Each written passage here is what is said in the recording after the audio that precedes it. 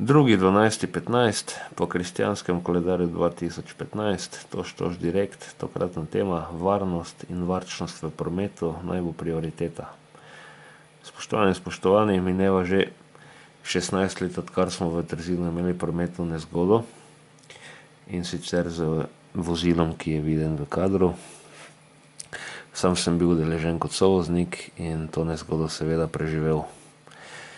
Kot izkušnjo in nauk iz te nezgode želim in hočem naprej deliti naslednje.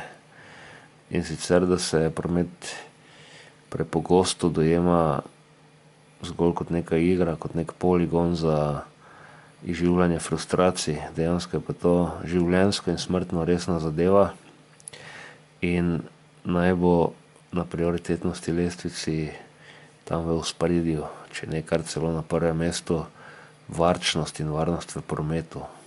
Tako je, naj bo kar na prvem mestu, potem tiste nagibe, nagone in želje po nekem divjanju in nepretirani varčnosti pa naj človek bodisi izživi na odličnih računalniških simulatorjih za vožnjo ali pa na zaprtih stezah ali pa na gokart stezah.